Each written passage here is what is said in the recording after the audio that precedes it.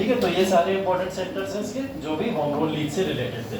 तो home rule league की सफलता और होम रूल लीग के बारे में ये जितने भी डिस्कशंस हैं वो सारे के सारे आपके प्रीलिम्स पॉइंट ऑफ व्यू से इंपॉर्टेंट है, और प्रीलिम्स पॉइंट ऑफ व्यू से आप इसको बस इतना इंपॉर्टेंट है, ये क्वेश्चन बार बार पूछे जाते हैं। जैसे एक क्वेश्चन पूछा गया था, कुछ क्वेश्चन बता दे रहा हूँ आपको, होम रूल लीग से रिलेटेड जो क्वेश्चन अभी तक आपके एग्जाम में आए हैं यूपीएससी में, उसमें कुछ क्वेश्चन बता दे रहा हूँ। एक क्वेश्चन आपसे पूछा गया था क्रोनोलॉजी मैच करने को आई थी। अब इसकी क्रोनोलॉजी लगाइए, आप लोग लगा लेंगे, बस एक क्रोनोलॉजी सामने लिख रहा हूँ, इसकी लगा के दिखाइए। क्वेश्चन आया था क्रोनोलॉजी लगाने को सिर्फ और सिर्फ, ठीक। और क्रोनोलॉजी में 3 पॉइंट दिए थे। पहला लिखा था होम रूल लीग, दूसरा लिखा था कामागाटा मारू, और तीसरा लिखा था गांधीज अराइवल। ठीक है, लगा लोगे इसको, ये यूपीएससी का क्वेश्चन है, ठीक है, यूपीएससी में पूछा गया था प्रीलिम्स में ये क्वेश्चन, इसकी आपको क्रोनोलॉजी लगानी थी। अब इसकी क्रोनोलॉजी लगाना बताइए टफ है क्या? तीनों चीजें आपने देखी है, तीनों चीजों के बारे में आप पढ़ चुके हो, बता दो कब कब क्या क्या हुआ है। होम रूल लीग 1916, कामागाटा मारू 1914 और गांधी अराइवल 1915। लग जाएगी क्रोनोलॉजी, आसान है, बहुत आसान में क्वेश्चन पूछा गया था। एक क्वेश्चन और पूछा गया इसके बाद में, होम रूल लीग से रिलेटेड कुछ तथ्य आए थे। इन तथ्यों के अंदर पहला पॉइंट ये दिया हुआ था कि एनी बेसेंट ने होम रूल लीग की स्थापना जो थी वो बरार से की थी, पहला पॉइंट आया था, ठीक। होम रूल लीग की स्थापना एनी बेसेंट ने बरार से की थी, ये सत्य है? बताओ, अभी बताया, ये तो सत्य नहीं है। नहीं, महाराष्ट्र से बात की हम लोग ने, महाराष्ट्र से इन्होंने शुरुआत की है एनी बेसेंट ने, तो बरार गलत हो जाएगा यहाँ पे। दूसरा पॉइंट यहाँ पे पूछा गया था कि तिलक की होम रूल लीग में टोटल मिला के 40,000 वॉलंटियर्स पार्टिसिपेट किए थे, ठीक है। दूसरा पॉइंट था तिलक की होम रूल लीग में टोटल मिला के कितने 40,000 वॉलंटियर पार्टिसिपेट किए थे, सही है। सबको मारे टोटल किए थे ना, सिर्फ तिलक में थोड़ी किए थे, तो सही कैसे हो जाएगा ये? तिलक की होम रूल लीग में नहीं, एनी बेसेंट और तिलक दोनों की मिला के 40,000 वॉलंटियर्स पार्टिसिपेट किए थे। ऐसे गलत करोगे वहां पे जाके, अभी अभी पढ़ के जब वहां पे तुम लोग यहाँ गलत करे दे रहे हो तो वहां क्या करोगे? इतना सिंपल सा क्वेश्चन है ना। और इसके बाद में तीसरा पॉइंट इसके अंदर पूछा गया था कि यहाँ पे जो होम रूल लीग वर्क कर रही थी उसकी विफलता के पीछे सबसे बड़ा कारण जो था वो था विश्व युद्ध, वर्ल्ड वॉर, ठीक है। तीसरा सबसे बड़ा मतलब ये बोला गया था कि होम रूल लीग की विफलता का सबसे बड़ा कारण वर्ल्ड वॉर था। सत्य होगा या असत्य होगा? सत्य होगा क्योंकि दोनों नेता मतलब वो हो गए थे ना, मतलब दोनों नेता छोड़ दिए थे, इस चक्कर में विफल होगा। किसकी वजह से? वर्ल्ड वॉर की वजह से? नहीं, एनी बेसेंट और यहाँ तो लिखा है ना होम रूल लीग की विफलता का सबसे बड़ा कारण विश्व युद्ध। तो अगर विश्व सबसे बड़ा कारण नहीं विफलता का तो क्या है? यस एग्जैक्टली, ये मोमेंट क्या हुआ था? लीडरलेस हो गया था। ये लीडर्स का जो कारण है वो सबसे बड़ा, जो आप बोल रहे हो वो सही है लेकिन स्टेटमेंट गलत है, ठीक है। स्टेटमेंट गलत है यहाँ पे कि वर्ल्ड वॉर सबसे बड़ा कारण नहीं था। वर्ल्ड वॉर एक कारण है, एक कारण है, लेकिन सबसे बड़ा कारण इसका नहीं है। तो ऐसे क्वेश्चन देखो प्रीलिम्स में अभी तक होम रूल लीग से रिलेटेड पूछे गए और ऐसे ही क्वेश्चन आपको लगाने को आ जाते हैं, ठीक है। अब आई थिंक लगा लोगे ऐसे क्वेश्चन अगर होम रूल लीग से रिलेटेड आपके सामने आ जाएंगे, ठीक। बस वो गधापन मत करना जो भी किया तुम लोग। वर्ल्ड वॉर का प्रभाव ऐसे पड़ा था कि जब विश्व युद्ध चल रहा था, विश्व युद्ध के दौरान भारतीय सेना जितनी भी थी उसको जबरदस्ती भर्ती कराई जा रही थी, किसमें? अंग्रेजों की सेना के अंदर, कि ब्रिटेन में ले जाया जाएगा इसको। तो ब्रिटेन में ले जाने के लिए भारतीयों के ऊपर जो प्रेशर पड़ रहा था उस प्रेशर में कुछ सारे नेता उसके प्रभाव में दब गए। दबने का मतलब ये हुआ कि विश्व युद्ध में बहुत सारे ऐसे नेता थे जिन्होंने हामी भर दी थी कि ब्रिटेन को हमारे सैनिकों को ले जाना चाहिए, है ना। जिसमें गांधी जी के आरोप भी लगे, गांधी जी के ऊपर भी आरोप लगा था, सार्जेंट ऑफ इंडिया बोला गया था उनको इस समय में। तो हुआ क्या उससे कि भारतीय इस मत पे विभाजित हो गए थे कि इस समय में हमें वर्ल्ड वॉर में अंग्रेजों का सहयोग करना चाहिए या अंग्रेजों के अगेंस्ट में खड़े हो जाना चाहिए, एक्चुअल में हमें इनका अवसर का फायदा उठाना चाहिए। इस वजह से विश्व युद्ध का बहुत प्रभाव पड़ रहा था। दूसरा कारण, रिसोर्सेज भारत के पास नहीं बची थी। इतना बड़ा आंदोलन चलाएगा, आर्थिक रूप से भारत कमजोर होता चला जा रहा है, सारी रिसोर्सेज तो उठा के किस में लगा दी जा रही है, वर्ल्ड वॉर में लगा दी जा रही है, तो भारतीयों के पास रिसोर्सेज नहीं बचे हैं, वो रिसोर्सेज को कैसे लेंगे। तीसरा कारण, भारत के अंदर सभी तरीके की प्रेस के ऊपर प्रतिबंध है, हर तरीके की प्रेस पे प्रतिबंधित है, क्योंकि वर्ल्ड वॉर चल रहा है, इमरजेंसी की सिचुएशन है, तो भारतीय एक दूसरे के साथ संपर्क कैसे करेंगे। तो विश्व युद्ध का तो प्रभाव बहुत ज्यादा है, ये आंदोलन विफल हो गया है ना, कई सारे कारण उसके पीछे।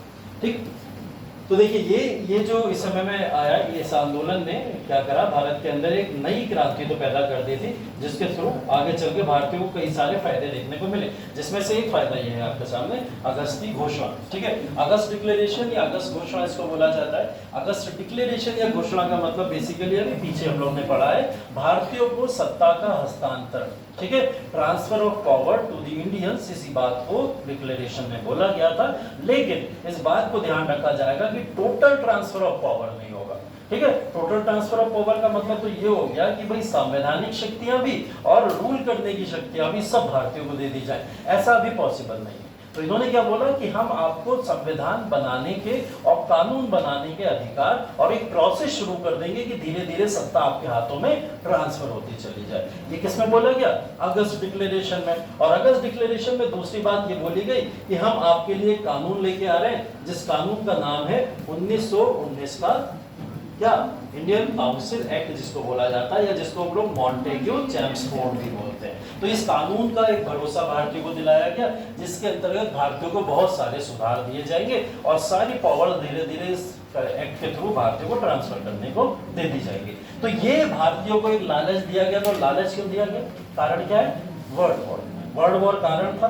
दूसरा कारण क्या है, होम रूल लीग को रोकना है, किसी भी तरीके से समाप्त करना है। अगर आंदोलन को समाप्त नहीं किया तो पूरा का पूरा देश इस समय आंदोलन के ऊपर फोकस करके वर्ल्ड वॉर से हट जाएगा। तो वर्ल्ड वॉर पे हमें ध्यान अपना भी आकर्षित करना है। तो उन्होंने क्या करा, होम रूल लीग की विफलता के लिए इस पूरे के पूरे एक्ट को लेके आए। दूसरा, भारत में वर्ल्ड वॉर के लिए भारतीय समर्थन अपना दे दे, इस वजह से इस एक्ट को लेके आए थे। ठीक है, तो अगस्त डिक्लेरेशन 1917 में लाया गया, इसी का परिणाम था, जिसके थ्रू भारत के अंदर आगे चल के मॉन्टेग्यू चैम्सफोर्ड आपको देखने को मिलता है। ठीक है, अगस्त घोषणा के कारण चाहूँ तो लिख लो। ठीक है, एंड निकाल के अगस्त घोषणा के कारण लिख लो। अगस्त घोषणा के ये 3 कारण थे जिसके थ्रू किया है। पहला तो वर्ल्ड वॉर है, विश्व युद्ध है। विश्व युद्ध में भारतीयों का समर्थन चाहिए था, इस वजह से भारतीयों को एक लालच तो देना। तो वो लालच क्या है, वो अगस्त घोषणा के थ्रू एक लालच दिया गया था। ठीक है, दूसरा, मुस्लिम लीग और कांग्रेस की एकता इनसे नहीं देखी जा रही थी। मुस्लिम लीग और कांग्रेस भी तो एक हो चुके हैं और आंदोलन में मिलजुल के पार्टिसिपेट कर रहे हैं। और इन्होंने मुस्लिम लीग बनवाई ही क्यों थी, क्योंकि भारत में एक बड़ा विभाजन हो सके। वो विभाजन यहाँ पे खत्म होता दिखाई दे रहा है। तो मुस्लिम लीग और कांग्रेस की एकता दूसरा कारण है, जिसको ये रोकना चाहते थे। और तीसरा है होम रूल लीग की सफलता। ठीक है, देखिए विफलता तो है, होम रूल लीग विफल तो हो गई, लेकिन कुछ तो सफलताएं मिली हैं होम रूल लीग में। उन सफलताओं की यहाँ पे बात हो रही है। ठीक है, उस सफलताओं की यहाँ पे बात हो रही है कि कुछ सफलताएं जो मिली होम रूल लीग को, इससे ये लोग परेशान थे। और अगस्त घोषणा लाया कौन, पूछा जाए आपसे तो कौन लेके आया, मॉन्टेग्यू लेके आया। ठीक है, इसको मॉन्टेग्यू घोषणा भी बोला जाता है। लिख लेना इस बात को, कहीं चैम्सफोर्ड लिख लो आप गवर्नर समझ के, कि गवर्नर तो चैम्सफोर्ड है इस समय, तो गवर्नर लिख के आ जाओ, नाम लिख लेना। मॉन्टेग्यू ने अगस्त घोषणा का प्रस्ताव पेश किया था। और मॉन्टेग्यू है कौन, भारत के सचिव है, सेक्रेटरी ऑफ स्टेट बोला जाता है जिसको, भारत के सचिव है इस समय।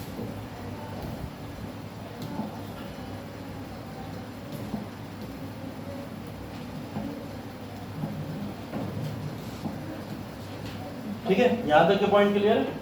अब देखिए, अब भारत के अंदर एक बहुत बड़ा चेंज, परिवर्तन इसके बाद में देखने को मिला। अभी 1917 तक के, यहाँ तक के जो भी आंदोलन, जो भी चेंजेस, उनको यहाँ रोक देते हैं। ठीक है, अब यहाँ पे बुला लेते हैं गांधी जी को, बुला ले। ठीक है, गांधी का रहेगा, ठीक, अरेबल हो गांधी, अरे बुलाइए, आ चुके अब तो।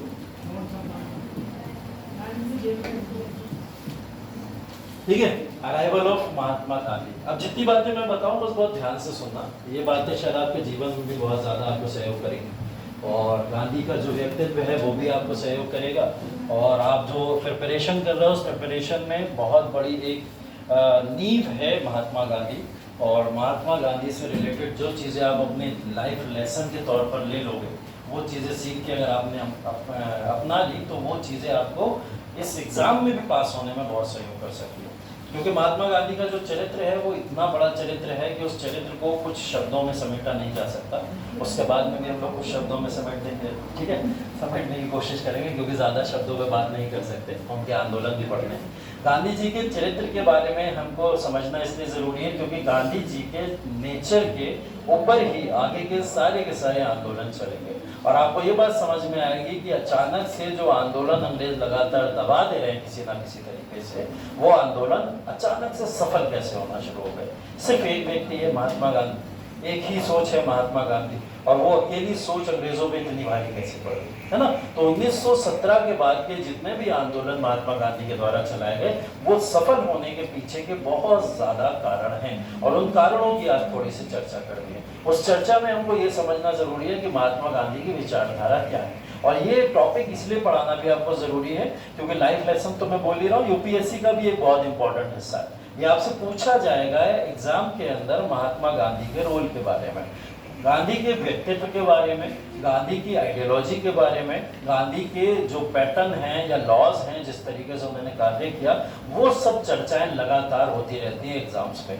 मैं आपको क्लास में शुरू में भी बता चुका हूँ, फिर से बता रहा हूँ कि एक ना एक क्वेश्चन गांधी से रिलेटेड हर साल आता है। वो या तो मेंस में लिखने को आएगा, प्रीलिम्स में आएगा, या फिर इंटरव्यू में आपसे पूछेगा ही पूछेगा। और एक बात हमेशा ध्यान रखिएगा, गांधी का क्रिटिसिज्म यूपीएससी बर्दाश्त नहीं करता, नहीं करता। गांधी की आलोचना यूपीएससी बर्दाश्त नहीं करता। और गांधी की आलोचना आप पॉलिटिकली पर्सनल पर्सपेक्टिव के बेसिस पे भी अगर अभी तक अपने मन में रखे हैं तो उसको यहीं से बाहर निकाल के फेंक दीजिएगा। हाँ चरण बोलो। क्वेश्चन में करवाएगा तो आलोचना, देखो क्वेश्चन में अगर आलोचना करवाएगा तो आलोचना करनी पड़ेगी, लेकिन उस आलोचना के बारे में आपको कुछ चीजें ढूंढनी पड़ेंगी जो गांधी को बैलेंस भी कर ले जाए। कहीं आपको मौका दे दिया और आपने चला दी बंदूक के धाड़ धाड़ धाड़ खत्म है, इतनी नफरत ना दिख जाए गांधी के प्रति जो सब मन के निकल जाए, है ना।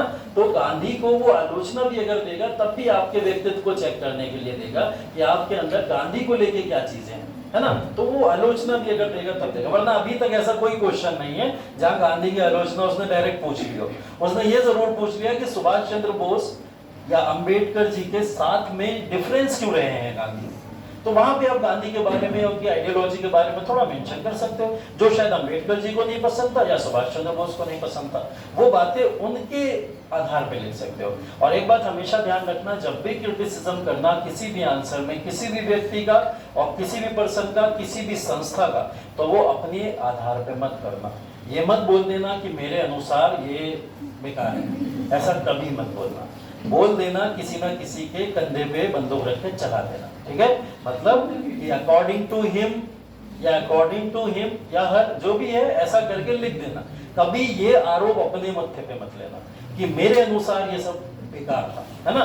ऐसा कुछ भी मत करना, क्योंकि कल को अगर वो पर्सन उसके फेवर वाला बैठा हुआ है तो वो इस बात को मान लेगा, चलो ये बच्चा खुद नहीं ऐसी बात बोल रहा है, वो किसी और के थ्रू बोल रहा है। क्योंकि नहीं पता एग्जामिनर आपका गांधी का भक्त बैठा हुआ है या गोडसे का भक्त बैठा है, नहीं पता। एग्जामिनर कौन बैठा है नहीं पता आपको, तो आपको बहुत ही बैलेंस लिखनी रहती है चीजें। यूपीएससी इसलिए बोलता है कि जो लिखना ऊपर लिखते चले आओ, कंक्लूजन में आके बैलेंस कर दो, तभी तो कंक्लूजन लिखाया जाता है, इसीलिए लिखाया जाता है। तो आंसर को हमेशा बैलेंस करना सिखाया जाता है यूपीएससी के अंदर, तो वो बैलेंसिंग सीखो, कोई भी आंसर है। फिलहाल गांधी का जो व्यक्तित्व है उसके बारे में थोड़ी सी चर्चा करते हैं, और वो चर्चा यहाँ से नहीं शुरू होगी, शुरू हो जाएगी हमारी इंग्लैंड से, ठीक है।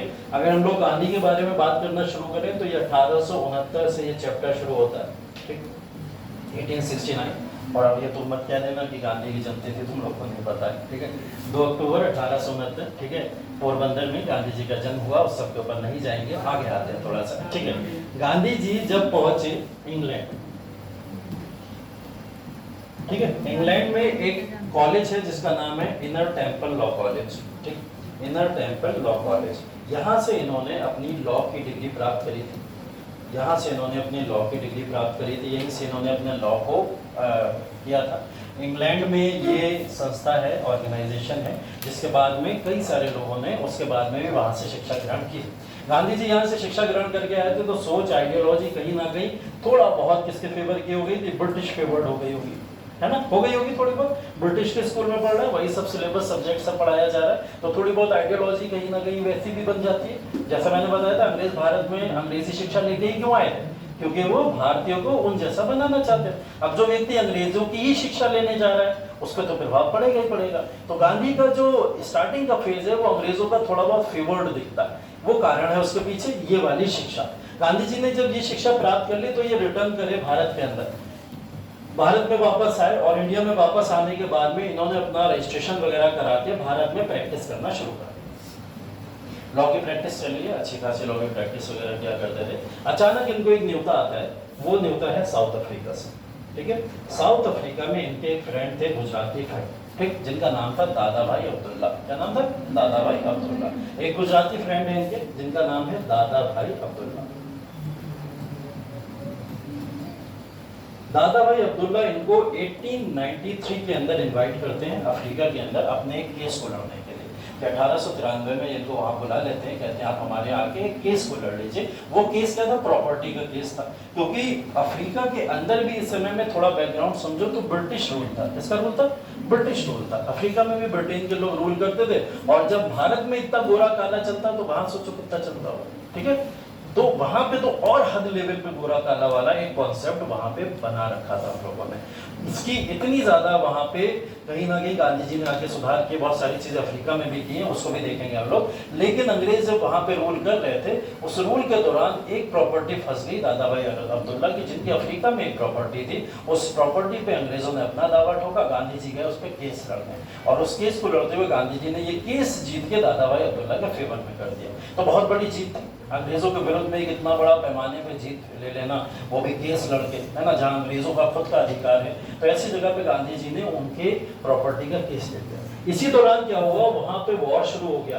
1899 का समय है, जिस समय में बोर वॉर करके, जो बताया था मैंने आपको, ठीक है, बोर वॉर करके एक युद्ध वहां पे शुरू हो गया। इस युद्ध को लेके, ये युद्ध बेसिकली अफ्रीकन्स वर्सेस ब्रिटिशर्स था, है ना, और इसका प्रभाव वहां पे रहने वाले भारतीयों में भी पड़ता था।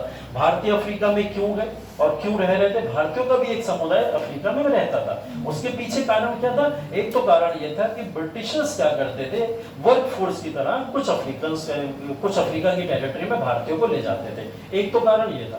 दूसरा कारण ये था, भारतीय खुद रोजगार की तलाश में या कहीं ना कहीं निकलने के लिए अफ्रीका चले जाते थे। तो ये दो तीन बड़े कारण थे जिसकी वजह से भारतीय कुछ अफ्रीका में रह रहे थे। तो भारतीयों के साथ में भी उस वॉर में अत्याचार हुए, लेकिन गांधी जी ने यहाँ पे मदद जिसकी करी, वो मदद करी ब्रिटिशर्स की। गांधी जी ने यहाँ मदद किसकी करी? ब्रिटिशर्स की। एक्चुअल में मदद करने का ये मतलब नहीं था कि वॉर में जो है हथियार लेके अंग्रेजों की तरफ से लड़े होंगे, ऐसा बिल्कुल भी नहीं था। इन्होंने एम्बुलेंस सर्विसेज प्रोवाइड कर दी थी। एम्बुलेंस सर्विसेज प्रोवाइड करने का मतलब, भारतीयों जो भी लोग अंग्रेज वहां पे घायल हुए थे, उन घायल अवस्था में सारे लोगों को एम्बुलेंस लेके अंग्रेजों की मदद की थी। तो बोर वॉर वहां पे हुआ, जिसको लगभग 1903 तक इस बोर वॉर का जो है एक वॉर का वहां पे इम्पैक्ट पड़ता रहा, और इसके अंदर गांधी जी फंसे रहे। लेकिन इसी समय में 1901 का समय था जब गांधी जी इस समय भारत आए थे। याद है आपको, मैंने एक सेशन बताया था, गांधी जी भारत आए और कांग्रेस के एक सेशन में पार्टिसिपेट करके वापस गए थे यहाँ से, ठीक है। तो गांधी जी यहाँ पे आए भी थे बीच में, और कांग्रेस के एक सेशन में पार्टिसिपेट करके भी गए। गांधी जी इस समय में अफ्रीका में कर क्या रहे हैं? 1893 से लेकर जो भी समय उन्होंने गुजारा 1915 तक का, इन 20 से 22 सालों के अंदर गांधी जी ने अफ्रीका के अंदर कई बड़े आंदोलन चलाए। उन बड़े आंदोलनों में एक आंदोलन जो 1906 में इनके द्वारा वहां पे चलाया गया, वो गांधी जी का सबसे बड़ा आंदोलन था सत्याग्रह। क्या था? सत्याग्रह आंदोलन, ठीक है। ये सत्याग्रह वर्ड अब आप लोग पहली बार सुन रहे हो, क्योंकि ये पहली बार ही आपके सिलेबस में अब आ पाया है। इससे पहले सत्याग्रह से रिलेटेड कोई चर्चा हमने नहीं की, ना इससे रिलेटेड कोई बात करी। अभी हम लोग स्वशासन, स्वराज ऐसे तमाम शब्दों पे चर्चा किए, लेकिन सत्याग्रह पहली बार लोगों की नजरों में कब आया? जब गांधी जी ने 1906 में अफ्रीका के अंदर इस शब्द को यूज किया, ठीक है। तो ये जब शब्द उन्होंने यूज किया सत्याग्रह के तौर पर, तो ये पॉपुलर हो गया खूब तेजी से, ठीक। अफ्रीका के अंदर उन्होंने क्या करा, वहां पे उन्होंने नेटिव इंडियन कांग्रेस की स्थापना करी। ठीक है, इसकी कांग्रेस नेटिव इंडियन कांग्रेस की स्थापना करी। उस कांग्रेस की स्थापना के अंदर जिस तरीके से भारत में कांग्रेस कार्य किया करती थी, वैसे अफ्रीका में एक कांग्रेस कार्य करती थी जो वहां के लोगों के राइट्स दिलाने का कार्य करती थी। वहां पे उन्होंने टॉलस्टॉय आश्रम भी खोला था। टॉलस्टॉय एक वो व्यक्ति हैं जो एक बहुत बड़े राइटर रहे हैं पुराने टाइम में, जिनको गांधी जी पढ़ के इंस्पायर हुए थे। गांधी जी ने उनको ही पढ़ा था क्योंकि उनकी बहुत सारी किताबों में इस तरीके की बातें लिखी थी कि अपने आंदोलनों को या फिर अपने राइट्स के लिए आपको किस किस हद तक और किस तरीके से अपने आंदोलन चलाने चाहिए। उनसे बहुत इंस्पायर थे वो। ठीक है, तो उन्होंने एक किताब पढ़ी थी टॉलस्टॉय की जिसका नाम था the kingdom of God is with in you. ठीक है, मतलब जो पूरे ईश्वर की संसार है वो सिर्फ सारा का सारा आप ही के अंदर है ना। तो इस किताब से पढ़ के वो बहुत इंस्पायर हुआ, तो उस इंस्पिरेशन को लेते हुए उन्होंने वहां पे क्या करा, टॉलस्टॉय आश्रम खोल दिया। ठीक है, टॉलस्टॉय आश्रम का मतलब क्या था, जैसा भारत में साबरमती आश्रम है उसी तरीके का वहां पे टॉलस्टॉय आश्रम था। उसी में वहां पे भी कुछ गरीबों की सेवा की जाती थी, लोगों को फ्री में अनाज या अन्न दिया जाता था और लोगों को वहां पे रुकने के लिए भी स्थान दिया जाता था। तो ऐसी तमाम सेवाएं गांधी जी अफ्रीका के अंदर भी कर रहे थे। लेकिन ये सब सेवाएं और ये सारा नेचर गांधी के अंदर डेवलप कैसे हुआ, गांधी के अंदर ये विचारधारा आई तो आई कहाँ से, इसके पीछे एक लंबी कहानी, उस लंबी कहानी पे तो नहीं जाएंगे लेकिन थोड़ी बहुत बातें करनी जरूरी है गांधी जी से रिलेटेड। गांधी जी जब यहाँ पे अफ्रीका के अंदर पहुंचे थे तो अफ्रीका के अंदर उन्होंने पहुंचने के बाद में अपनी उन जो भी नीतियों को वो फॉलो कर रहे थे, उन नीतियों को फॉलो करने के पीछे एक स्टोरी है जिस स्टोरी की बात हम लोग यहाँ पे करेंगे। वो स्टोरी बेसिकली क्या है, गांधी का जो चाइल्डहुड है वो किस तरीके से गुजरा। ठीक है, गांधी का चाइल्डहुड है या बचपना जो है वो किस तरीके से गुजरा, वो एक स्टोरी का पार्ट है। गांधी अपने बचपन में अपनी माता जी से बहुत ज्यादा कनेक्टेड थे। किससे, अपनी माता जी से। माता जी का नाम सबको पता होगा, बताने की जरूरत तो नहीं, क्या नाम है, पुतलीबाई। ठीक है, पुतलीबाई जो इनकी माता जी है उनसे बहुत ज्यादा कनेक्टेड थे और पिताजी से डरते बहुत थे, है ना। पिताजी से बहुत डर लगा करता था, उनसे किसी भी चीज का डिस्कशन नहीं, कोई बात नहीं, है ना, तो बहुत ज्यादा उनसे डर लगा करता था। लेकिन माता जी से जितना भी ये ज्ञान ले पाते थे वो सारा का सारा अपने मन में स्टोर करते चले जाते थे। माता जी इनकी धार्मिक बहुत थी, है ना, धार्मिक बहुत थी। उस धार्मिकता को इन्होंने वहां से लिया था, तो जितनी भी रिलीजियस वैल्यूज इनके अंदर डेवलप हुई वो एक बहुत बड़ा कारण है जिसकी वजह से जितने भी आगे आपको आंदोलन दिखेंगे इनके, उसमें उसका बहुत बड़ा योगदान दिखाई देता है। जैसे रिलीजियस वैल्यूज की बात करें, सबसे रिलीजियस वैल्यूज में सबसे बड़ा योगदान तो इनकी माता जी का है। ठीक है, उसके बाद में एक बड़ा योगदान था रामायण। ठीक है, रामायण और महाभारत भी आप इसके अंदर लिख सकते हो, जो रिलीजियस सोर्सेज है जिससे बहुत ज्यादा इंस्पायर रहते थे। बचपन में जो पढ़ते पढ़ते हमेशा चले आए थे, इन सारी चीजों से बहुत इंस्पायर्ड थे। तो इन सारी चीजों को पढ़ने के बाद में इन्होंने बचपन से ही मन में ये बात सोच ली थी कि मुझे भी कुछ ऐसे बड़े परिवर्तन करने हैं, लोगों को अन्याय के खिलाफ लड़ना है मुझे और लोगों को न्याय दिलाना है। इन सारी चीजों को ये बचपन से रिलीजियस बेसिस पे सोचते चले आए थे। ठीक है, रिलीजियस वैल्यूज तो इनकी यहाँ से डेवलप हुई। उसके बाद में जो ये समाज सेवा करते थे, वो समाज सेवा वाली वैल्यूज जिसको पॉलिटिकल वैल्यूज कहते हैं, वो पॉलिटिकल वैल्यूज इनके अंदर कहाँ से आई। वो पॉलिटिकल वैल्यूज के लिए मैंने आपको एक नाम बताया था, गोपाल कृष्ण गोखले। ठीक है, तो गोपाल कृष्ण गोखले वो व्यक्ति हैं जिन्होंने इनको संभाला और गोपाल कृष्ण गोखले ने इनको हमेशा वो सारे के सारे आइडियाज दिए जिन आइडियाज के ऊपर ये वर्क करते थे। ठीक है, उसके बाद में कई सारे ऐसे तरीके भी हैं जिन तरीकों को इन्होंने खुद डेवलप किया था, स्वयं डेवलप किया था। कई सारे गौरव किए और कई सारे तरीके इन्होंने खुद डेवलप किए थे। वो खुद डेवलप किए हुए तरीकों की अगर बात करें कि गांधी की फिलॉसफी क्या थी, अगर हम लोग बात करें कि गांधी किस फिलॉसफी को फॉलो करते थे, तो इसके अंदर उनकी थॉट्स आ जाती हैं। सबसे पहले गांधी की विचारधारा क्या आ जाती है, थॉट्स आ जाती है। गांधी की विचारधारा, गांधी की विचारधारा क्या थी, गांधी की विचारधारा ये थी कि उनकी विचारधारा में एक चीज बहुत ही स्ट्रॉन्ग थी, वो था ट्रुथ, जिसको सत्य बोला जाता है। ठीक है, क्या बोला जाता है, सत्य, ट्रुथ। ट्रुथ की बात ये हमेशा करते थे।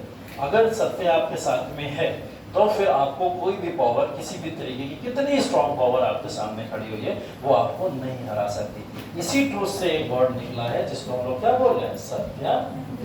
मतलब ग्रह का मतलब आप लोग समझ लो, या आग्रह का मतलब समझ लो, सत्य के लिए आग्रह करना, मतलब इंसिस्ट कर जाना आप ट्रुथ के ऊपर इतनी तेजी से कि ट्रुथ के अलावा आपको कुछ और ऑप्शन दिखाई ना दे, वो है सत्याग्रह। और ये जितने भी आंदोलन इन्होंने चलाए सत्याग्रह के बेसिस पे चलाए। अब इनका जो सत्याग्रह का जो आंदोलन था, जिस सत्याग्रह के आंदोलन को ये चलाया करते थे, उसके पीछे भी कई सारे थॉट्स जिम्मेदार थे।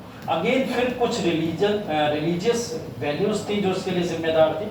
अब रिलीजियस वैल्यू में इन्होंने जो बचपने में सीखा, उसके अलावा भी बहुत सारी वैल्यूज थी। जैसे इन्होंने इस्लाम से अपने आप को बहुत ज़्यादा इंस्पिरेशन लिया, इन्होंने क्रिश्चियनिटी से बहुत ज़्यादा इंस्पिरेशन लिया था, बुद्धिज्म और जैनिज्म से भी ये लगातार बहुत सारी चीज़ें सीखा करते थे। ठीक है, जैसे पीस का एक कॉन्सेप्ट है वो इन्होंने यहाँ से उठाया था इस्लाम से, कि पीस या शांति कैसे बनाए रखनी है, लोगों के साथ में हार्मनी कैसे बनानी है, उसको इन्होंने इस्लाम से सीखा।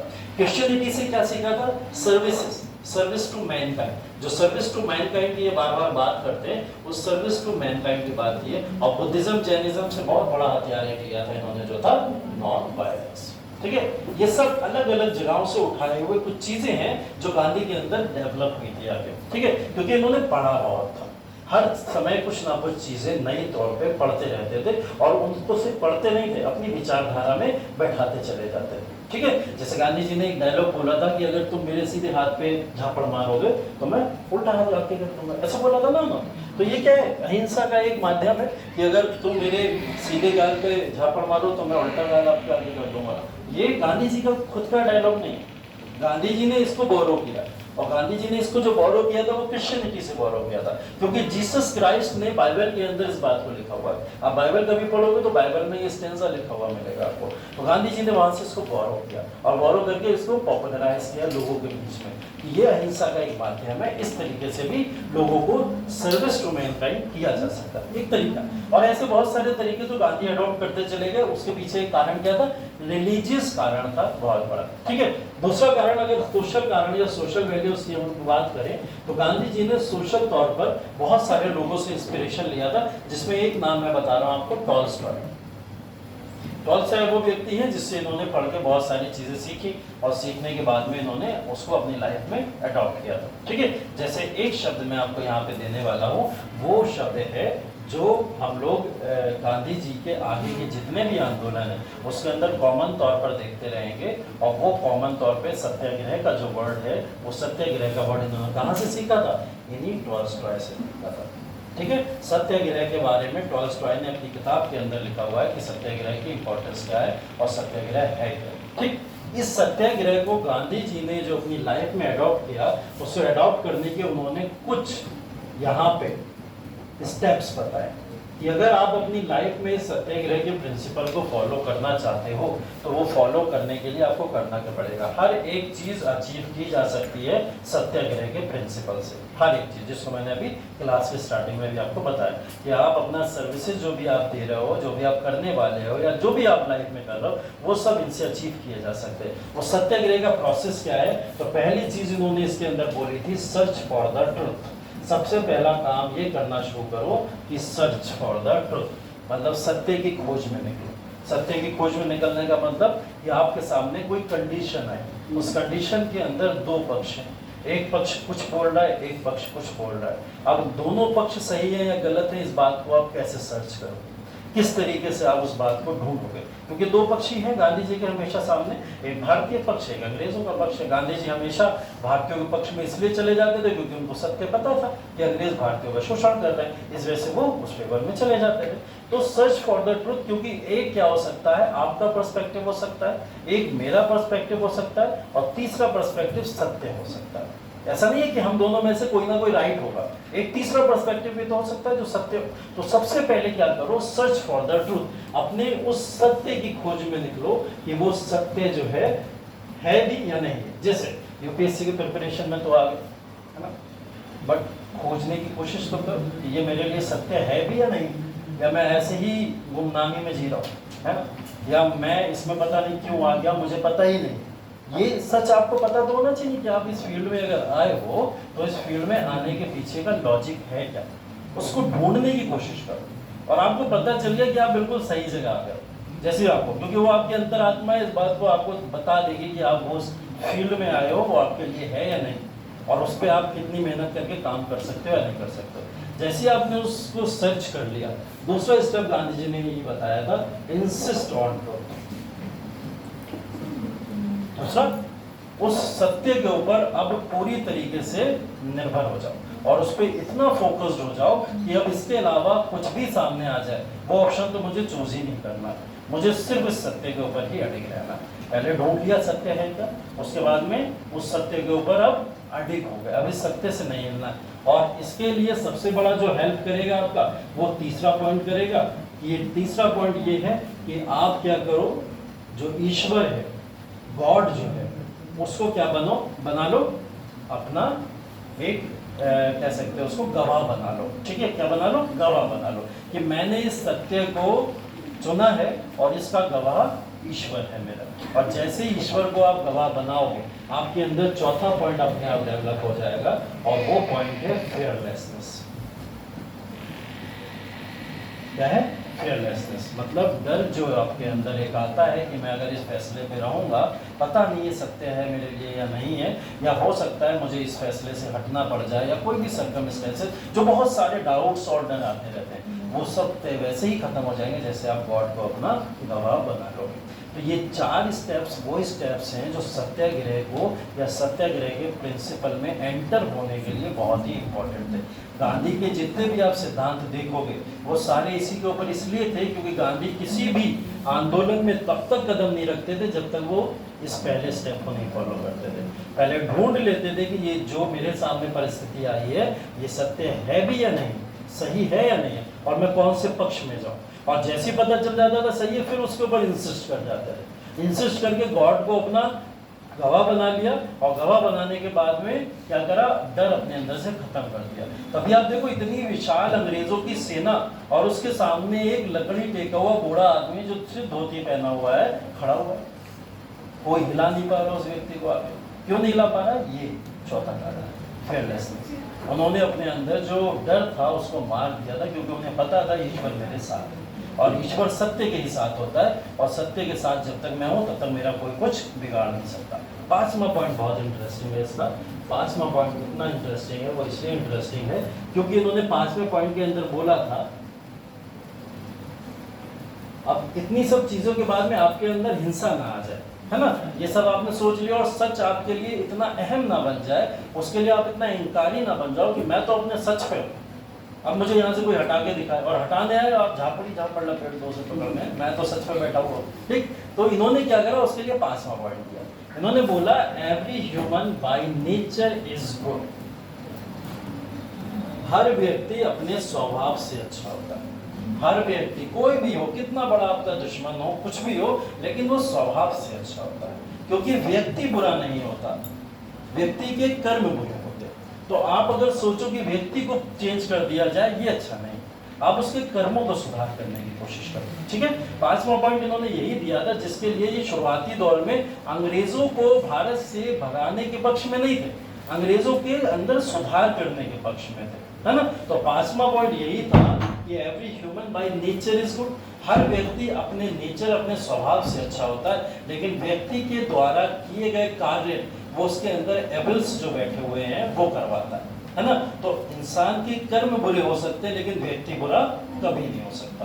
तो ये बात इन्होंने यहाँ पे बोली थी, जिसके बाद में ये सारे के सारे पॉइंट या स्टेप्स जो थे वो इस बात को लेकर बहुत मजबूत माने गए कि गांधी इसके बाद अपने जो भी आंदोलन चलाते थे वो इसी के ऊपर चलाते थे। हर गांधी के आंदोलन में एक चीज़ कॉमन दिखती थी, वो थी सत्याग्रह। हम सत्याग्रह के लिए लड़ रहे हैं। हमेशा गांधी इस बात को बोला करते थे कि हम सत्याग्रह के लिए लड़ रहे हैं, और सत्याग्रह के लिए जब भी उन्होंने इस बात को बोला है तो उसके अंदर ये तमाम चीज़ें आ जाती थी। ठीक है, और इन सब के बाद में सबसे बड़ा जो छठा पॉइंट था वो गांधी जी ने यही दिया था, इन सब में एक चीज़ का ध्यान रखिएगा, नॉन वायलेंस का, अहिंसा, क्योंकि अहिंसा ही सबसे बड़ा हथियार है, उसी के अंतर्गत आप जो है उस कार्य को कर सकते हो। सत्याग्रह का 7वां पॉइंट जो इसके अंदर आता है वो आता है अस्त्य।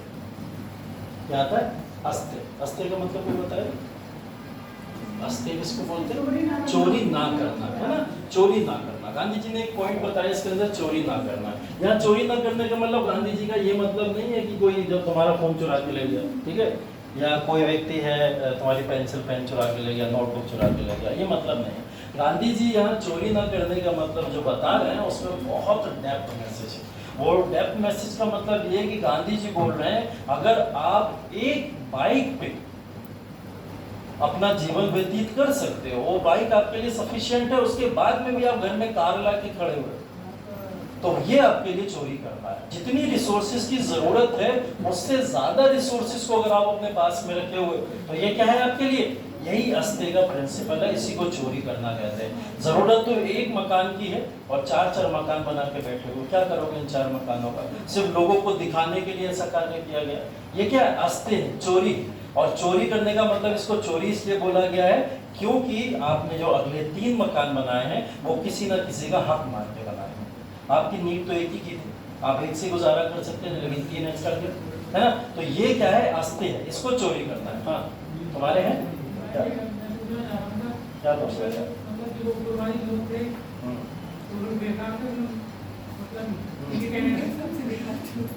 बेकार थे। अभी तो उग्रवादी सोच खत्म हो गई ना यहाँ पे गांधी के आते। हाँ, जैसे हमें वैसी मिल जाएगी, जैसे नोटबंदी से मिल जाएगी आजादी, हाँ, तो उनका विचार करने। मैं अभी गांधी के सिद्धांतों की बात कर रहा हूँ। मैं तो ये बोल ही नहीं रहा हूँ गांधी कह रहे हैं कि इससे आजादी मिल जाएगी, अभी बोला ही नहीं ना। गांधी तो अभी बोल रहे हैं कि इन प्रिंसिपल्स को फॉलो करो अपने जीवन में, सारा सक्सेस आपके पास में, ठीक है। वो सक्सेसफुल आंदोलनों की बात करना है। गांधी ने आजादी की डिमांड तो शुरुआत में की नहीं, ये मैं बता रहा हूँ। और दूसरा पॉइंट जो आप बोल रहे हो, उग्रवादी विचारधारा से आजादी बहुत जल्दी मिल सकती है, एक पॉइंट, लेकिन उग्रवादी विचारधारा से जो आजादी आज के समय में मिली वैसी नहीं मिल सकती, ये दूसरा पॉइंट है। और जो आजादी आज के समय में मिली वैसी नहीं मिल सकती, उसका मतलब ये है कि हर एक व्यक्ति के अंदर मानवता का जो बीज बोया गया, वो मानवता जो लोगों के अंदर आई, वरना तो लोग एक दूसरे के खून के इतने प्यासे हो जाते। अगर उग्रवादी आंदोलन चलता रहता, लगातार हो जाता, तो फिर भारतीय किसी भी लोग दूसरे वर्ग को बर्दाश्त ही नहीं करते, है ना। अंग्रेजों के साथ में अभी देख लो, अंग्रेज हो या कोई भी व्यक्ति हो, हम हर किसी के साथ में व्यापार भी करते, है ना, कई सारी सांस्कृतिक वैल्यूज को भी साझा करते। यही नफरत भरे बैठे रहते तो ये उग्रवादी सोच से नफरत भर जाती, और वो नफरत ऐसी भर जाती किसी भी विचारधारा के साथ हमारी पड़ती नहीं। ये विचारधारा जो है वो उन सब चीजों को निकाल के फेंक रही है, खत्म कर रही है। तो इसलिए ये विचारधारा इंपॉर्टेंट है। गांधी ने अपनी विचारधारा से लोगों के सामने अपने आंदोलन को सफल करने की बात तो कही, लेकिन लोगों के अंदर सुधार करने की भी बात की, ठीक है। इसका मतलब ये, हाँ सर, कहा जाता है ये गांधी का युग। हाँ। तो सर हम मतलब ये कहना चाह रहे हैं कि यहाँ पर की पूरी स्वतंत्रता हमें गांधी जी ने ही दिलाई। पूरी स्वतंत्रता गांधी ने दिलाई है, ये डायलॉग अच्छा है। गांधी का युग पढ़ रहे हैं। नहीं, ये डायलॉग ठीक नहीं है, फिर बोलो आगे बोलो। ठीक नहीं है तो आप उसको क्लेरिफाई कर देना। हाँ, मैं कर तो मैं ये कहना चाहता हूँ कि हमारे स्वतंत्रता में तो सुभाष बाबू का भी योगदान है, हाँ। भगत सिंह का भी योगदान है, हम इनका युग क्यों नहीं पढ़ते? उनका युग इसलिए नहीं पढ़ते हैं क्योंकि गांधी का युग 1915 से 47 तक समाप्त ही नहीं होता है। पहली चीज, 15 से 47 तक के हर साल के हर आंदोलन में हर एक वर्ग में गांधी ने का योगदान दिखता है किसी न किसी फॉर्म में। सुभाष चंद्र बोस की एक्टिवनेस पॉलिटिक्स में 1928 के बाद से दिखाई देती है, और 28 के बाद से कुछ ही समय में वो कहीं ना कहीं एक आंदोलन में बहुत सक्रिय होते हुए दिखाई दे रहे हैं और एक आंदोलन में एकदम विलुप्त होते हुए दिखाई दे रहा है। ऐसा आंदोलन उनका चला। मैं उनके रोल को या भागीदारी को डिसग्रेस नहीं कर रहा, ना ये बोल रहा हूँ कि गांधी से कम योगदान उनका है, लेकिन योगदान का तरीका अलग है, दोनों के तरीके अलग। अगर इनके कंपैरिजन की बात करोगे तो कंपैरिजन कभी मत करना, ना अंबेडकर में, ना गांधी में, ना सुभाष चंद्र बोस में, ना भगत सिंह में। सबकी अपनी आइडियोलॉजी है, सबने जिसने जो सोचा उसके अनुसार आजादी दिलाने का प्रयत्न किया। अब आप लोग को मैं जो विचारधाराएं पढ़ा रहा हूँ, आप लोग को कुछ को अच्छी लगेगी, कुछ लोग अपना लोगे इस विचारधारा को, कुछ लोग अभी पुरानी सोच जो उग्रवादियों की थी उसमें भी रहना चाहोगे, कुछ को वो भी अच्छा लगेगा। तो भगत सिंह जो इंस्पायर है वो उस सोच विचारधारा से इंस्पायर है। उनको लगता है लाला लाजपत राय या बाल गंगाधर तिलक की विचारधारा अच्छी है, तभी उन्होंने गांधी की विचारधारा को नहीं अपनाया, वरना वो अपना लेते तो हिंसा ना करते। ऐसा भी हो सकता था। लेकिन आगे कुछ ऐसे नेता है जिन्होंने इनकी विचारधारा को अपनाया और हिंसात्मक रवैयों से दूर रहे, जिसमें जवाहरलाल नेहरू का एक नाम आ जाता है अगर वो एक पॉलिटिकल लीडर के तौर पे देखे जाते हैं। तो ऐसे ऐसे नेता अलग अलग विचारधारा से इंस्पायर्ड होते हैं, और जब भी एक विचारधारा आपके सामने रखी जाती है उसका मतलब ये कभी नहीं होता है कि दूसरी विचारधारा को मैं खारिज कर रहा हूँ या वो गलत हो गई, ऐसा कभी नहीं होता। वो आप लोग खुद डिसाइड करते हो। हर विचारधारा है और सबका अपना महत्व है। भारत की आजादी के अंदर हर विचारधारा का इक्वली योगदान है, लेकिन गांधी की विचारधारा को इतनी इंपॉर्टेंस इसलिए दी जाती है क्योंकि गांधी युग जैसे ही भारत में शुरू हुआ उसके बाद जितने आंदोलन देश भर में चले उनका परिवर्तन ऐसा देखने को मिलता है कि गांधी अपने अनुसार पूरे आंदोलन को चलाया करते थे। अंग्रेज खुद कंफ्यूज हो जाते थे कि इस पे एक्शन क्या ले। उग्रवादियों पे एक्शन ले सकते हो, उदारवादियों को दबा सकते हो, लेकिन गांधी को कैसे दबाओगे? गांधी तो सब आपसे परमिशन लेके करता है और उस परमिशन को फिर मैं अपने खिलाफ एक्शन ले लूं, ऐसा किया जाएगा। अभी दिखाऊंगा चंपारण के अंदर, आपको पता चलेगा कि वो आंदोलन को कैसे लेके चलेगा, किस मोड़ पे लेके चलेगा। इसलिए इतना ज्यादा जो आपको बात करने को मिल रही है इतिहास के अंदर अलग से गांधी युग में मिलती है कि 1917 से 47 का पूरा दौर जो है वो गांधी युग का। और मैं एक बात और भी बता दूं, 1942 का जो भारत छोड़ो आंदोलन था उस आंदोलन के बाद में गांधी की भूमिका भारत की आजादी में निष्क्रिय हो गई। निष्क्रिय इसलिए हो गई कि 1942 के बाद में गांधी की कोई नहीं सुनता था। उस समय गांधी जी की इसलिए कोई नहीं सुनता था क्योंकि उनको लगा 1917 से समय आ गया 42 का और गांधी के आंदोलन पे चलते चलते लग रहा है ऐसे 30 साल और लग जाएंगे, हमें आजादी नहीं मिल पाएगी, ऐसा लोगों को लगा। तो उन्होंने क्या करा, अब गांधी की विचारधारा को थोड़ा साइड रखा और हिंसात्मक रवैये को अपना लिया, जिसमें सुभाष चंद्र बोस बहुत एक्टिव दिखाई देते हैं। उस समय में उन्होंने एक्टिवनेस के थ्रू सारे आंदोलन चलाए देश के बाहर जाके, और उन आंदोलनों से भारत को सफलता कहीं ना कहीं तेजी से मिली। लेकिन फिर भी आप इस पूरे संघर्ष के काल को नहीं ठुकरा सकते, क्योंकि जितना गांधी ने भारतीयों को संभाला, शायद अगर भारतीय अपनी विचारधारा पे वर्क करते रहते, फिर मैं बोल रहा हूँ आजादी 1925-30 तक में भी मिल गई होती, लेकिन वो आजादी जैसे आज के समय में वैसी ना होती। कुछ ही समय में कोई दूसरी शक्ति आती और हम पे आके फिर से ऑक्यूपाई कर लेती, ऐसा हो सकता था। लेकिन अब जो आजादी है वो ऐसी आजादी है कि उसको ऑक्यूपाई करना लगभग इम्पॉसिबल है, क्योंकि हम इतनी स्ट्रॉन्ग जोन में जाके आजादी ले पाए थे, है ना। तो बहुत सारी चीजें मैंने इसीलिए बोला, गांधी के पक्ष में बहुत सारे विचार मन में आए तो उसको अपने मन के भीतर रख लेना, लेकिन विपक्ष में जो विचार आए उनको साइड कर देना, अगर आप इस प्रिपरेशन का हिस्सा रहना चाहते हैं, है ना। ऐसा मैं नहीं बोल रहा हूँ, मेरा कुछ ऐसा पक्ष नहीं कि मैं मतलब गांधी का बहुत बड़ा भक्त हूँ इसलिए मैं ग्लोरीफाई करने में डटा पड़ा हूँ, ऐसा बिल्कुल नहीं है। मैं सिर्फ इसलिए बता रहा हूँ क्योंकि आप पिछले 20-25 सालों के अपने एग्जाम्पल्स देख लेना जाके, हर इंटरव्यू को देख लेना जाके, मॉक इंटरव्यूज तो पढ़ते रहते हैं, मेन इंटरव्यू मत देखना, पहले से मॉक इंटरव्यूज देख लेना। हर जगह गांधी के अस्तित्व और गांधी की विचारधारा की बात होती है, हर जगह होती है। तो ये मैं ग्लोरीफाई नहीं कर रहा हूँ, इतिहास ने इतना ग्लोरीफाई किया हुआ तो पढ़ाना है मुझे, है ना। तो बेसिकली गांधी का व्यक्तित्व ही ऐसा है कि आपको पढ़ना पड़ेगा। और बताओ इन सिद्धांतों को फॉलो करके आपको नुकसान क्या है? क्या नुकसान? ये मत कहना आप कि सर 30 साल में आईएएस बन पाए, ऐसा नहीं है।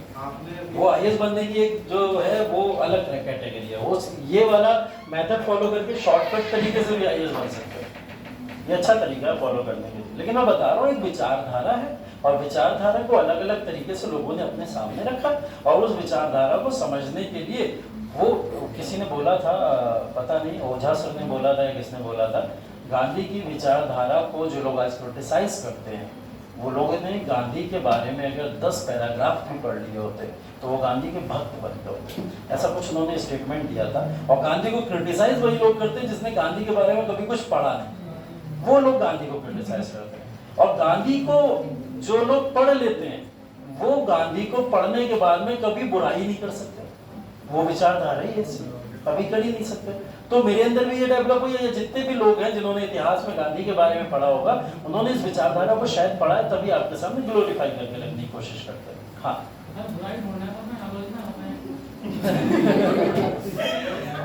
तो मैं मना थोड़ी कर रहा हूँ, बुराई आलोचना बात तो एक ही है, एक तरीके से आलोचना करना भी एक तरीके से उसी को तो कहते हैं। तो मैं वही समझाने की कोशिश कर रहा हूँ तुम ही लोग के भले के लिए कि कल को इंटरव्यू में बैठो जाके और वो आपसे बोले बहुत अच्छा हुआ गांधी को गोली मार, और गोली ना मारी होती तो हो सकता है एक और पाकिस्तान बन जाता। ठीक है, हाँ आप सीना चौड़ा कर, अरे ये भी सही बोल रहा है, बिल्कुल सही बोला, मेरे मन की बात बोल दी आपने, है ना। तुरंत होगा उठो बाहर, कहेगा अच्छा लगा आप यहाँ पे आए और यहाँ से तुरंत बाहर चले जाइए, वो ऐसे कंट्रोल है। तो वो क्या करते हैं कि आपको कई सारे ऐसे आपके सामने वो रख देते हैं, विचारधाराएं रख देते हैं, जिससे आप बहुत ज़्यादा उत्तेजित होकर कुछ ना कुछ गलत हो जाते हैं। तो इसलिए मैं बता रहा हूँ कुछ चीज़ें दिमाग में रख लेना। विमेन को क्रिटिसाइज मत कर देना कभी, जितने भी लोग बैठे हुए यहाँ पे, महिलाएं खुद भी बोल रहा हूँ मैं, अगर महिलाएं खुद होकर क्रिटिसाइज करती फीमेल को किसी तरीके से, तब तो कहीं फिर आप इंटरव्यू से बाहर। और पुरुष वर्ग अगर क्रिटिसाइज करेगा कि नहीं अभी तो हमारे साथ में शोषण हो रहा है, महिलाएं तो अब हमारा उल्टा शोषण करने में लगी पड़ी है ना, घर में बर्तन हमें मांजने पड़ रहे हैं, महिलाएं घर से बाहर काम कर रही, ये सब चीज़ें अगर आप करना शुरू करोगे तो वो आपकी विचारधारा को संकीर्ण या फिर कहीं ना कहीं एक कॉन्ट्रैक्टेड विचारधारा समझ लेगा। और ऐसी विचारधारा को कभी भी यूपीएससी चांसेस नहीं देता है, कभी नहीं देता। तो आप जिस एग्जाम में जा रहे हो उसके लिए खुद को तैयार करने की कोशिश करो। एक जो ऑर्थोडॉक्स सोच कहीं ना कहीं दिमाग पे हमारे प्रभावी रहती है, जो कई सारे लोगों का प्रभाव रहता है, उसकी वजह से इस विचारधारा हमारे अंदर डेवलप हो जाती है। उन सारी विचारधाराओं को साइड हटा के एक नई विचारधारा डेवलप करना ही यूपीएससी की प्रिपरेशन करना है। ये प्रिपरेशन आपको आईएएस बनाए ना बनाए, आपको कल को यूपीएससी क्लियर कराए ना कराए, लेकिन एक अच्छा इंसान जरूर बना देगी, ये तो तथ्य है। और ये यूपीएससी की प्रिपरेशन नहीं मिलेगा आपको, किसी भी प्रिपरेशन में कर लेना जाएगा, कोई भी प्रिपरेशन कर लेना जो चल रही है, ठीक है, कुछ भी कर लेना, लेकिन किसी प्रिपरेशन में ये चीज़ें आपको देखने को नहीं मिलेगी। ठीक है, वो प्रिपरेशन आपको सिर्फ और सिर्फ एक नौकरी दे देगी, सरकार की गुलामी दे देगी, उसके अलावा कुछ नहीं। ये प्रिपरेशन आपको ऐसा ह्यूमन क्रिएट कर देगी कि जो आप समाज में कहीं भी रहोगे, किसी भी जगह रहोगे, एक अच्छे मानव के तौर पर हमेशा समाज के काम आते रहोगे। ये ऐसी चीज है, ठीक है। क्योंकि इसके अंदर देखो, गांधी तो आप यहाँ पढ़ लो, अम्बेडकर को आप पॉलिटी में पढ़ोगे, यहाँ पे भी अम्बेडकर के बारे में कुछ चर्चाएं होती रहती हैं, बात करते रहते हैं। और यूपीएससी का पूरा सिलेबस पढ़ते पढ़ते इतने व्यक्तित्व आप पढ़ लेते हो, सबका एक जो सारांश है उसका छोटा छोटा पहलू आपकी जो पर्सनैलिटी है उसमें बैठता चला जाता है। तो इस वजह से आपका जो है रहन सहन का तरीका जो होता है, काम करने का जो तरीका होता है, सोचने का जो तरीका होता है, सब चेंज होता चला जाता है ना। इस वजह से ऐसा होता है। तो ये मेन चीज़ यही है कि गांधी की विचारधारा जो सत्याग्रह का प्रिंसिपल है इनका, ये सत्याग्रह के प्रिंसिपल को आगे आने वाले सभी आंदोलन में देखते हैं हम लोग। अस्त्य तक बात करी थी, नॉन वायलेंस या अस्त्य, ये इनके कुछ सिद्धांत है, इन सबको नोट कर लो। गांधी जी का सत्याग्रह का प्रिंसिपल या सिद्धांत, ठीक है, इसको नोट कर लो। पीछे कुछ नोट करने लायक है, हाँ ये भी नोट कर लेना। गांधी जी का जो व्यक्तित्व है वो किस तरीके से डेवलप हुआ था, उसके अंदर कुछ धार्मिक सिद्धांत हैं जो उनके काम आए थे। धार्मिक सिद्धांतों में उनके माता जी का रोल, ठीक है, और कुछ धार्मिक पुस्तकों का रोल जिसका नाम रामायण और महाभारत के तौर पर लिख सकते हैं।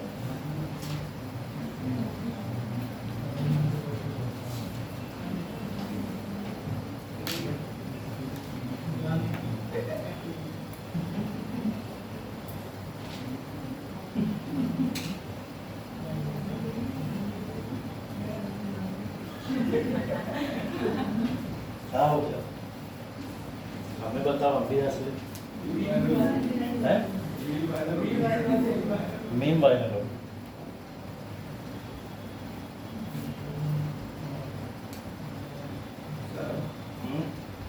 आपने बोला कि उसको एक की जरूरत है, वो एक में ही है, 4 लेने की क्या जरूरत है? हाँ। आपकी बात करी या कोई हाँ। हाँ। सर, लेकिन मनुष्य की डिजायर जो होती है ना, वो बढ़ती है कि एक उसके पास सुविधाजनक है तो वो सोचता है कि एक और हो जाए जिससे और अच्छा हो जाए।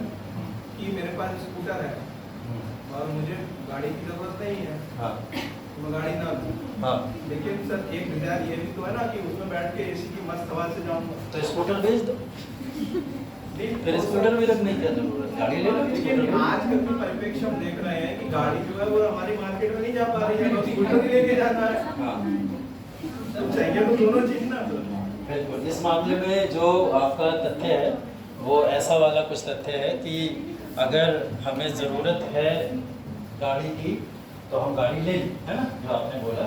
लेकिन उसके लिए हम स्कूटर भी नहीं बेच सकते, क्योंकि गलियों में जानवर के हमारे लिए जरूरी है, वो भी जरूरी है। गली में जाना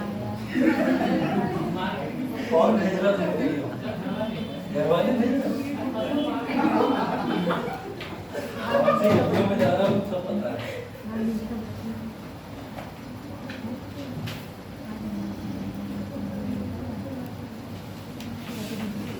उसी का पीछे करते करते करते मैं तो भी नहीं करता हूँ ताकि मैं लिख लो हो गया, ये लिख लिया। इसके बाद ये लिख लो सत्याग्रह के प्रिंसिपल लिखिए। सत्याग्रह के प्रिंसिपल या सिद्धांत, गांधी जी के सत्याग्रह के सिद्धांत।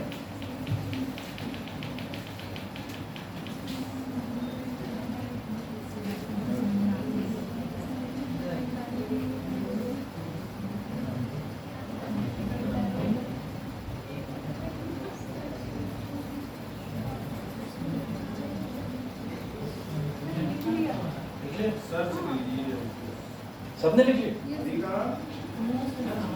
लिख लो।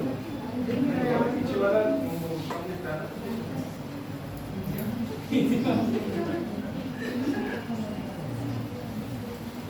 पहला पॉइंट था सर्च फॉर द ट्रूथ, सत्य की खोज। दूसरा है इंसिस्ट ऑन द ट्रूथ, ठीक है, सत्य के ऊपर निर्भर होना। तीसरा है गॉड को अपना गवाह बना लेना या ईश्वर को अपना गवाह बना लेना। चौथा है भय को मन से निकाल देना, फियरलेसनेस। पांचवा है हर मनुष्य अपने स्वभाव से अच्छा होता है, ठीक है, हर मनुष्य अपने स्वभाव से अच्छा होता है। ऐसा भी होता है। होता है। गांधी जी एक बात ये भी बोला करते थे कि अगर किसी ने कोई क्राइम किया है तो क्रिमिनल को मारने से अच्छा है उसके अंदर की क्राइम को मार दिया जाए, ठीक है। तो कभी भी मनुष्य की हत्या करना, गांधी जी ने कभी भी फेवर नहीं किया इस चीज़ को। और अगर किसी ने कोई क्राइम किया तो उसको वो क्राइम करने के लिए जो चीज़ मजबूर की है उस चीज़ को उसके मन से मार दिया जाए, वो खत्म कर दी जाए, है ना। तो वो चीज़ को वो हमेशा करते थे। मतलब बेसिकली कर्म इंसान के बुरे हो सकते हैं, ठीक है, लेकिन मानव बुरा नहीं हो सकता, ये वो बोला करते हैं। जैसे न्यायपालिका का डेट देती है तो मिलना पास है। फोर्थ वाला है फियरलेसनेस, मतलब डर को मन से निकालना। हाँ, न्यायपालिका दंड देती है। न्यायपालिका जो दंड देती है तो वो सर गांधीवादी प्रिंसिपल के खिलाफ है। हाँ बिल्कुल, गांधीयन अप्रोच के खिलाफ है। न्यायपालिका दंड दे रही है अगर आपको मर्डर के चार्ज में फांसी दे रही है, या फांसी का सिद्धांत तो बहुत सारे देशों में बैन, क्यों बैन करके रखा हुआ? क्योंकि वो उस विचारधारा के ऊपर चलते हैं कि किसी की हत्या के बदले में किसी की हत्या कर देना वो सही नहीं है ना। तो फिर हमने लोगों में सुधार क्या किया, मानवता के लिए संदेश क्या भेजा, तो वो संदेश न भेजने के बेसिस पे वो इस प्रिंसिपल को चुनते हैं कुछ लोग। तो हत्या वो कहीं ना कहीं बुरा बताते थे, चाहे किसी भी बेसिस पे किया जाए, चाहे वो भले से न्यायपालिका ही उसका ऑर्डर क्यों ना दे, हत्या गलत है, वो गलत बताते हैं। और ऐसे कई सारे देश आज के समय दुनिया में हैं जहाँ फांसी की सजा बैन नहीं दी जाती है, उम्र कैद बोल दी जाती है। अगर किसी ने कोई किया ऐसा कांड उम्र कैद दे दो, ठीक है, लेकिन फांसी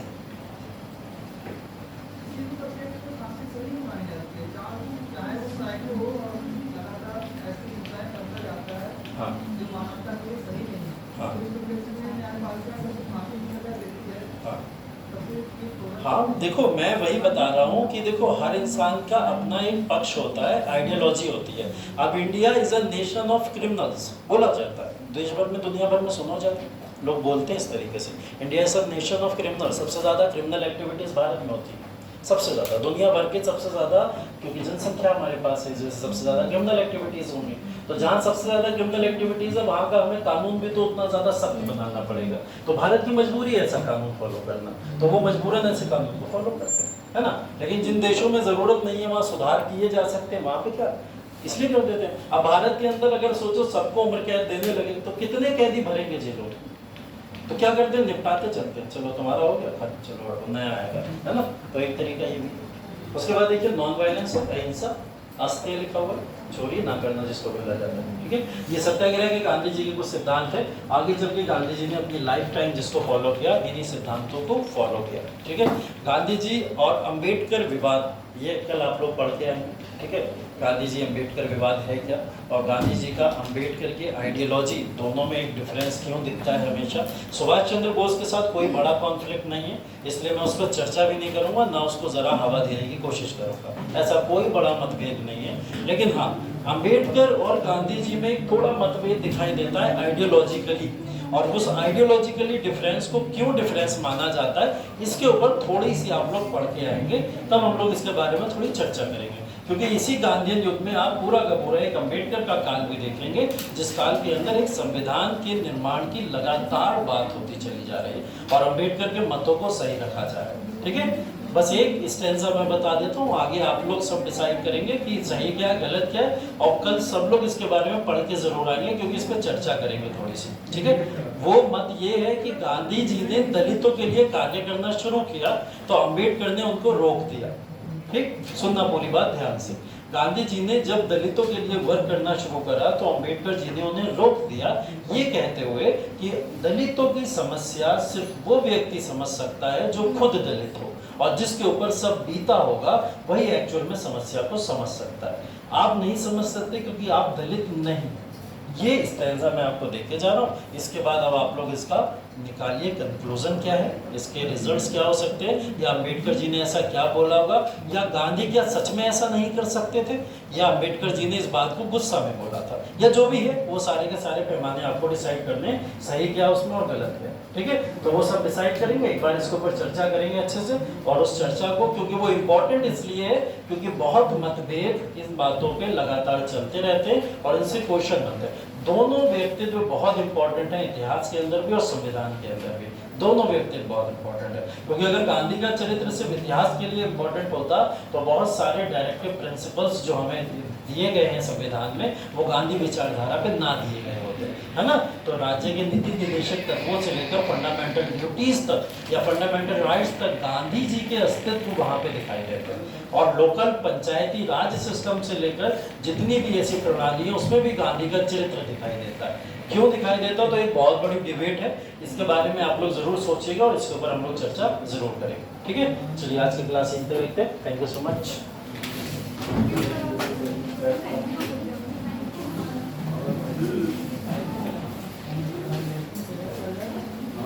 आंसर्स लिखे, कॉफी दो सर, कॉफी चेक करा लेंगे चल के। हाँ चेक कराओ।